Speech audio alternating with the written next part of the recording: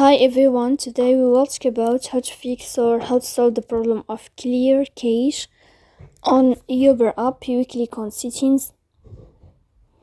In this page you can click on apps, default apps, app settings. On above you can search about Uber app. You will click and then you can click on first stop and you can click OK.